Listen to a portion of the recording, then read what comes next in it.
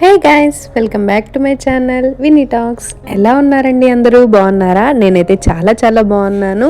మీరు ఎలా ఉన్నారనేది నాతో కామెంట్ సెక్షన్లో అయితే షేర్ చేసుకోండి.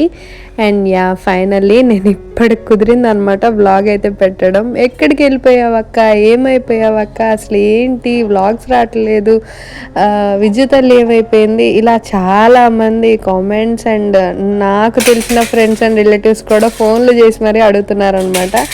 ఆఫ్టర్ అన్నప్రాసన్న ఆఫ్ మై డాటర్ నేను అసలు ఇంకా ఆ తర్వాత ఆ మినీ వ్లాగ్ ఏదో షేర్ చేశాను. ఆ తర్వాత ఇంక ఏది షేర్ చేయలేదన్నమాట ఛానల్లో. వీడియోస్ తీసి పెట్టేయడం కూడా ఒక జాబ్ లాంటిదే అండి. టైం టు టైం పెట్టాలి అండ్ దానికోసం ఒక టైం అయితే స్పెండ్ చేయాలి. ఆ టైం కూడా ఉండట్లేదు అనమాట నాకు బేబీతో. తన ఫుడ్కి నేను చాలా ప్రిఫరెన్స్ ఇవ్వడం అయితే జరుగుతుంది.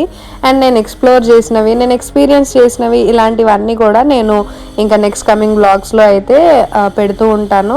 సో ఈరోజు అయితే నేను రా అండ్ అన్ఫిల్టర్డ్ వ్లాగ్ లాగా ఇదైతే షూట్ చేశాను అనమాట.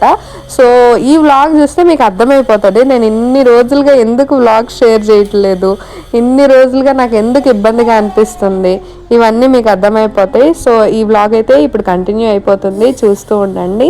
అండ్ నేనైతే ఇక్కడ లంచ్ ప్రిపేర్ చేస్తున్నాను. పప్పు అయితే ప్రిపేర్ చేద్దామని అనుకుంటున్నాను.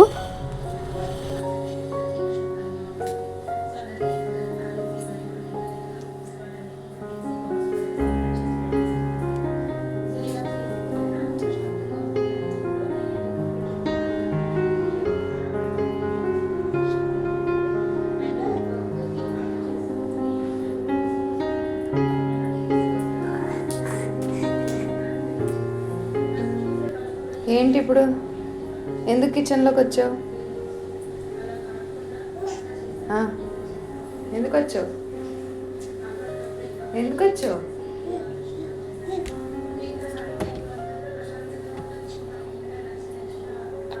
నిన్ను ఎత్తుకోవాలా? ఎత్తుకోవాలా? ఎవరండి చెప్పారు పిల్లలుంటే లైఫ్ చాలా బాగుంటుందని?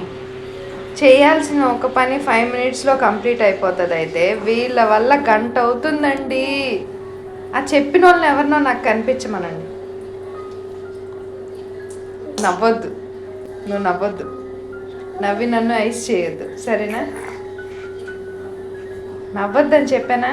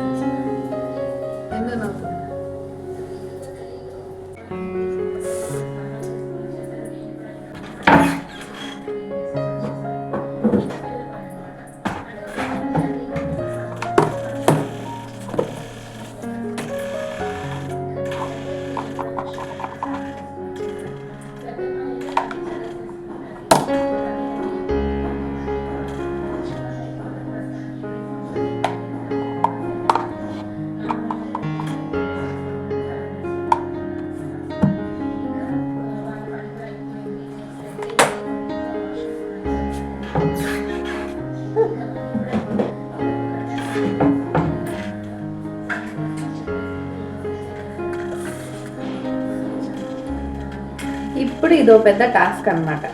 ఈ కుక్కర్ మీద మూత నార్మల్గానే పట్టదు, ఒక్క చేత్తో పెట్టాలి. నేను ఇప్పుడు ఎంత టాలెంటెడ్ అయిపోతామంటే మనం ఒక్క చేత్తో కేవలం అన్ని పనులు కంప్లీట్ చేయడం అలవాటు అయిపోతుంది మనకి.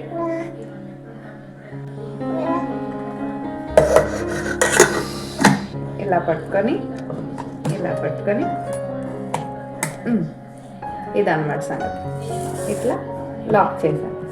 సరే, నేను ఎంత టాలెంటెడో, ఒక్క చేత్తో ఎన్ని పనులు చేసేస్తున్నాను. ఏం చేయలేం, తప్పదు. ఈ మధ్యలో కొన్ని కొన్ని ఇలా ఎత్తుకోవడం వల్ల మర్చిపోతూ ఉంటాం అన్నమాట వేయాల్సిన ఇంగ్రీడియంట్స్. పప్పు వండడం ఇంతసేపు అవుతుందని జీవితంలో ఎప్పుడు అనుకోలేదు. అన్నీ జరుగుతాయి ఇలాంటివి కూడా. ఆయిల్ వేయడం మర్చిపోయాను, ఇప్పుడు ఆయిల్ వేస్తాను.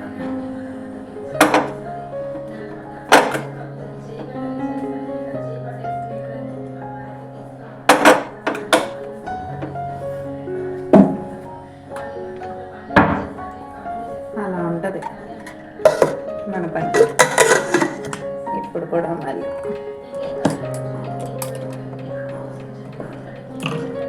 ఇప్పుడు ఆమె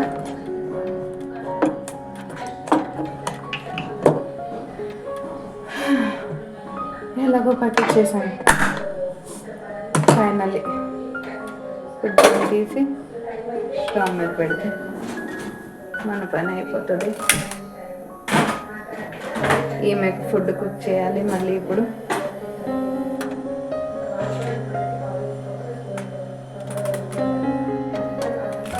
సో ఆ పక్క స్టవ్ మీద పెట్టుకున్నాం.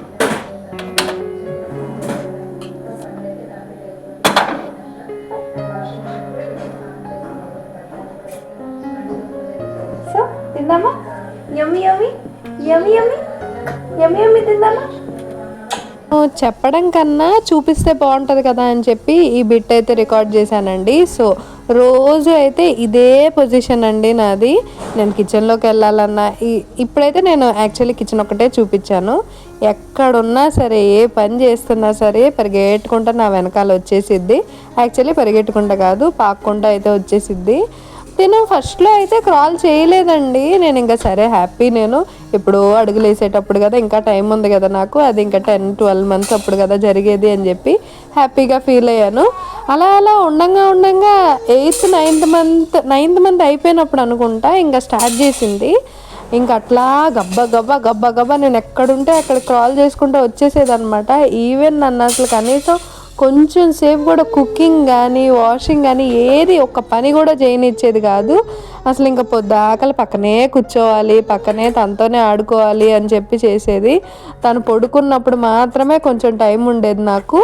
ఆ టైంలోనే నేను ఇట్లా కుకింగ్ కానీ ఏదో ఒకటి చేసేసుకొని గబగబా తినేసి మళ్ళీ వెంటనే తన దగ్గరికి వెళ్ళిపోయి అలా కూర్చుండిపోయేదని. చెప్తుంటే మీకు ఎలా ఉందో కానీ ఎక్స్పీరియన్స్ చేసే నాకైతే అబ్బా హారబుల్ అండి. మాట్లాడుతూ నేను మీతో అయితే ఇక్కడ ఒక బ్రేక్ఫాస్ట్ రెసిపీ అయితే షేర్ చేశానండి. నేను ఇడ్లీ అయితే తిన కోసం కొంచెం డిఫరెంట్గానే కుక్ చేస్తాను. క్యారెట్ని అయితే మంచిగా ఫైన్గా చాప్ చేస్తాను. సో చాపింగ్ కాదు, దాని గ్రేడింగ్ అంటారు కదా. ఇడ్లీ కొంచెం పిండి వేసిన తర్వాత అదే మనం ఆవిరి పెడతాం కదండి, దానిలో పిండి వేసి అండ్ కొంచెం క్యారెట్ వేసి ఆ పైన మళ్ళీ పిండి పెడతాను. సో దట్ మధ్యలో క్యారెట్ ఉండడం వల్ల మంచిగా ఆవిరికి కుక్ అయ్యిద్ది అన్నట్టు చేస్తాను. అండ్ నేను తనకి ఫింగర్ ఫుడ్ కూడా అలవాటు చేశాను. And I will talk about it later.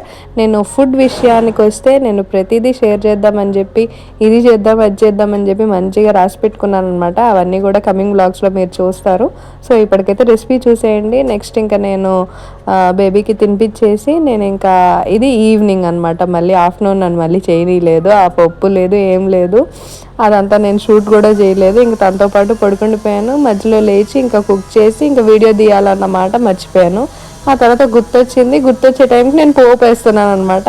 ఇంక ఇప్పుడు కాదు, మంచిగా తర్వాత కంటిన్యూ చేద్దాంలే అని చెప్పి ఇంకా ఈవినింగ్ మళ్ళీ ఫ్రెష్ అయిపోయి ఆ తర్వాత నుండి అయితే వ్లాగ్ కంటిన్యూ చేస్తున్నాను. నేను ఆఫ్టర్నూన్ లంచ్ చేసేసిన తర్వాత పడుకునే ముందు ఇవన్నీ నేను నానబెట్టేసాను అనమాట. మినపప్పు అండ్ పెసరపప్పు కొంచెం అండ్ దోశ బ్యాటర్కి కూడా కొంచెం బియ్యం అవన్నీ వేసి నానబెడతాం కదా. సో అవన్నీ నానబెట్టేసాను నేను. ఇవన్నీ మంచిగా మళ్ళీ ఇంకోసారి వాష్ చేసేసి నేనైతే ఇప్పుడు చూపిస్తున్నాను చూడండి. నేను దోశ బ్యాటర్లో కొంచెం పచ్చిశనగపప్పు అండ్ అటుకులు కూడా మిక్స్ చేస్తానండి. ఎందుకంటే అప్పుడు బాగా ఎర్రగా కాలుతాయంట. నేను ఇది ఎక్స్పీరియన్స్ చేశాను. ఒకసారి అయితే మీరు కూడా ట్రై చేయండి. ట్రై చేశాక నాకే కామెంట్ చేస్తారు చాలా బాగా వచ్చాయి దోశలు అని చెప్పి. అండ్ నేను ఇక్కడైతే ఉగ్గు ప్రిపేర్ చేస్తున్నానండి బేబీకి. నేను సెర్లాక్ ఇవన్నీ పెట్టట్లేదు బేబీకి, ఫస్ట్ నుండి ఉగ్గే పెడుతున్నానండి. అండ్ కొంచెం ఫ్రూట్స్ కానీ తనకి ఏది తినబుద్ధి అయితే అది. రాగి అయితే రోజు డైలీ పెడతాను.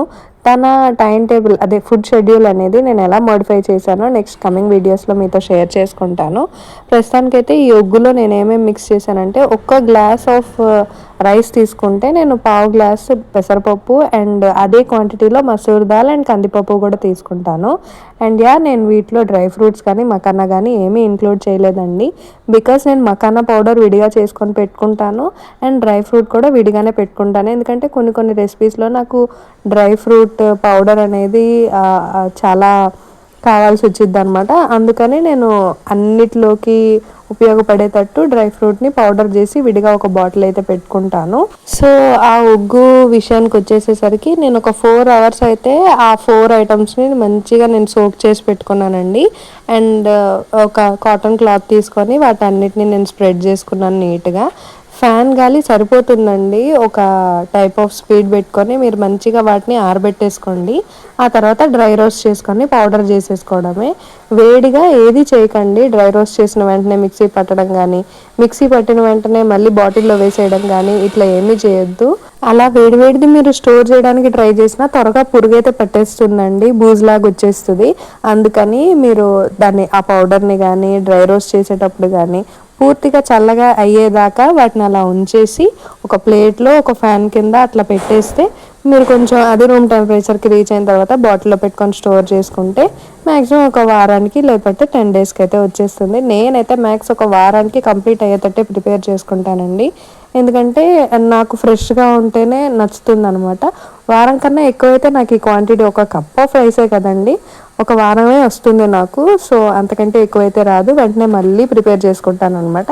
అంటే ఈ ఫ్రైడేకి ప్రిపేర్ చేసుకుంటే నెక్స్ట్ థర్స్డేకి కూడా ఉంటుందో లేదో గ్యారంటీ లేదు. మళ్ళీ నేను థర్స్డేకి నానబెట్టుకుంటాను సేమ్ అదే ప్రిపేర్ చేసుకోవడానికి. అందులో కొంచెం డ్రై ఫ్రూట్ పౌడర్, కొంచెం ఎండు ఖర్జూర పొడి అనేది ఇంక్లూడ్ చేసి నేను బేబీకి అయితే తినిపించేస్తాను. That's all. ఈ వీడియోకి ఇక్కడితో ఎండ్ చేస్తున్నానండి. ఇప్పటిదాకా మీరు వ్లాగ్ చూసినందుకు, పేషెంట్గా నన్ను ఇన్ని రోజులు వెయిట్ చేసి వ్లాగ్స్ ఎప్పుడు పెడుతుంది అని చెప్పి వెయిట్ చేసినందుకు చాలా చాలా థ్యాంక్స్. అండ్ ఈ రోజు నుండి అయితే నేను కంప్లీట్గా పెట్టడానికి అయితే ట్రై చేస్తాను. సో కిచెన్ ఆ వర్క్ అంతా అయిపోయాక నేను మంచిగా స్లాబ్ అయితే క్లీన్ చేసేసుకొని వాటన్నిటిని అయితే మంచిగా ప్రెప్ చేసేసి ఇంకా ఫ్రిడ్జ్లో పెట్టేసుకుంటాను. సో దట్ నాకు ఇంకా వారానికి అయితే వచ్చేస్తాయి అనమాట. పెసరట్టు, గారెపిండి, ఇడ్లీ పిండి అండ్ దోశ బ్యాటర్తో నేను చాలా వెరైటీస్ చేస్తానండి. రాగి దోశ కానీ, పన్నీర్ దోశ కానీ, చీజ్ దోశ కానీ మీకు అందరికీ షేర్ చేస్తాను ఆ రెసిపీస్ కూడా. సో బ్యాలెన్స్డ్గా డైట్ కూడా తీసుకోవడం మొదలుపెట్టాను. అయితే ఈ వీడియో అయితే ఎండ్ చేస్తున్నానండి. Thank you for watching.